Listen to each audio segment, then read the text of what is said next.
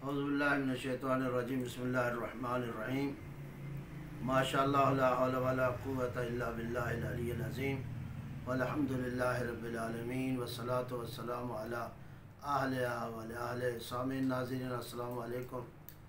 चंद रोज़ पहले इत्तेफाक हुआ, मौलाना मुफ्ती मुनीब रहमान जो चांद कमेटी के चेयरमैन भी हैं, उनकी प्रेस कॉन्फ्रेंस अपने उलमा के साथ, अपने मकतब के उलमा के साथ।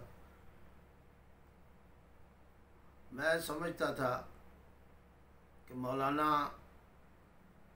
वाक़यान अपने हलके में और अपने मकतब में एक मोहतरम शख्सियत हैं।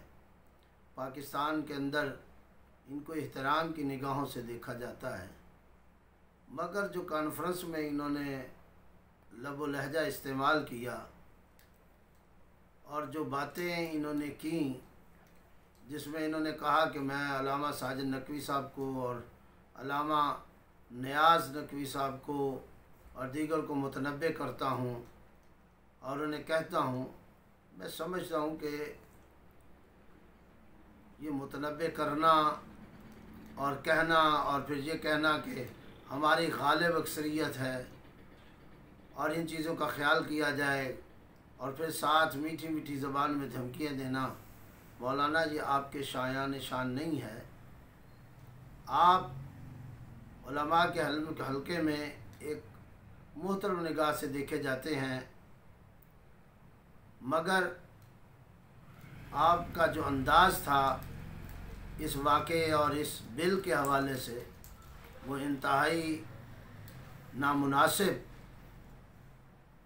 बिल आप भी जानते हैं कि ये बिल जो मुतनाज़े बिल है और जिसको चोर दरवाज़े से लाया गया, कोई असम्बली में बहस नहीं हुई, चोर दरवाज़े से लाकर इसे पास करवाने की कोशिश की गई ताकि ये कानून बन जाए। आप ख़ुद आशना हैं कि वो मसाइल जो 1400 साल से खड़े हैं, जो इस तरह हल नहीं हो सकते जिस तरीके से ये तरीका इख्तियार किया गया है, इस तरीके से ये चीज़ें हल नहीं हो सकती। जब हल नहीं हो सकती तो फिर चोर तरीके से वारिद होने का, चोर दरवाज़े से वारिद होने का तरीका क्यों इख्तियार किया गया।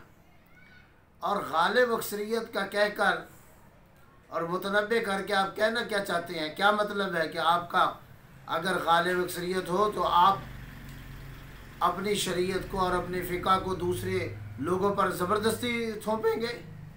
ला इकराह फिद्दीन का मतलब यही है जो आप कर रहे हैं। ऐसा तो नहीं हो सकता। तशय्यो अगर गालिब अक्सरियत नहीं है तो कमतर भी नहीं है। पाकिस्तान के बनाने में भी तशय्यो का किरदार है, इस मुल्क को बचाने में भी तशय्यो का किरदार है, मुल्क के हर इदारे में तशय्यो मौजूद है और शियाने हैदर करार मौजूद हैं। इस मुल्क के अंदर कई फ़िक़ों पर अमल करने वाले फ़िरक़े मौजूद हैं।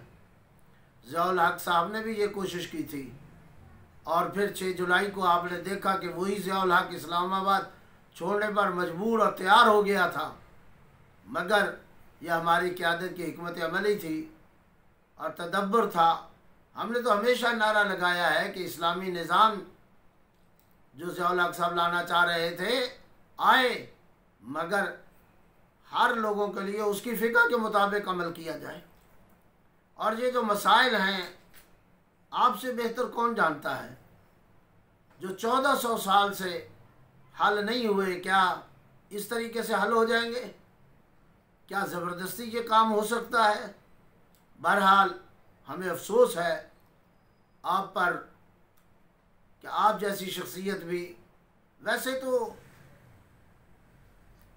मैं समझ सकता हूँ इसलिए कि आपको अब तक भी यजीद और इमाम हुसैन में फ़र्क नज़र नहीं आया और आपको यजीद के किरदार से भी इख्तिलाफ़ नहीं है और आप यजीद को बुरा कहने वाले भी नहीं हैं, इसलिए कि आपने टीवी पे बैठकर ये गुफ्तगू की। जो शख्स जिसकी ज़िंदगी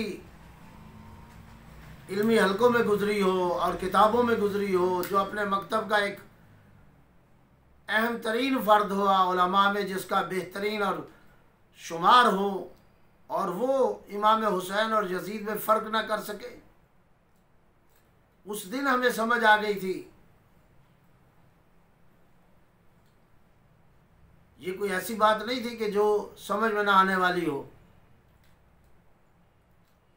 अगर इतना पढ़ने के बावजूद फ़र्क ही मालूम नहीं है और यजीद आपके नज़दीक बुरा ही नहीं है, तो फिर बाकी चीज़ें तो आपके नज़दीक कोई मसला नहीं है। लेकिन याद रखिए कि हम भी इस मुल्क के वासी हैं, और हम बल्कि इस मुल्क के बनाने वाले हैं। किसी की ज़रूरत नहीं है जो हमें धमकियां दे सके या हमें गालिब अक्सरियत से डरा सके। हमारे इत्क़ादात हैं, हमारे अक़ायद हैं, हमारे उसूल और फ़ुरू हैं, और हमारा मकतब और मज़हब उन उसूल और फ़ुरू पर गामज़न है, कायम है। और हमारे मज़हब और मकतब के उसूल पे रहने की वजह से किसी के मज़हब की नफ़ी नहीं होती। दुनिया में मज़ाहिब है, इस तरह तो फिर दुनिया में कोई मज़हब ना रहे। कभी अज़ान पे इतराज़ हो रहा है, कभी हमारे कलमे पे इतराज़ हो रहा है, कभी हमारी इमामत पर इतराज़ हो रहा है, और कभी ये झूठम झूठ ये कहा जा रहा है कि जनाब नबूवत के कायल नहीं, चूँकि इस्मत के ये अम्बिया के अलावा भी कायल हैं। भाई हमने हमेशा बताया हमारी अज़ान, हमारा कलमा ख़त्म नबूवत का बेयन सबूत है। और मैं समझता हूँ कि उम्मीद करता हूँ कि आप मौलाना मुफ्ती मुनीबर रहमान साहब ज़रा अपनी गुफ्तगू पे नज़र सानी फरमाएँ। और आपकी शख्सियत को ये ज़ेबा नहीं है कि आप दाएं बाएं इतने मुफ्ती साहिबान को बैठाकर आप एक धमकियाँ दें और आप इस अंदाज़ की गुफ्तगू करें। आपका दूसरे मज़ाहिब में भी एहतराम किया जाता था, हमारे मज़हब में भी आपको एहतराम की निगाह से देखा जाता था, लेकिन इस कॉन्फ्रेंस और वो यजीद के हवाले से बाद आपकी शख्सियत खुर्द हो चुकी है और आपकी शख्सियत टूट चुकी है। मैं उम्मीद करता हूँ कि आप अपनी इन गुफ्तगू पर, बातों पर नज़र सानी करेंगे और वो मसाइल, ठीक है आपने ये मशवरा दिया है तो आला अदलिया के पास चला जाए। शरई अदालत है, सुप्रीम कौंसल है, सुप्रीम कोर्ट है, और वहाँ जाके इन मसाइल को देखा जा सकता है। अगर मुमकिन हो, और मुझे नज़र नहीं आता कि वहाँ भी इम्कान हो, इसलिए कि वहाँ फिर सच और झूठ ने अलहदा हो जाना है, वहाँ हक़ और बातिल वाज़े हो जाएगा।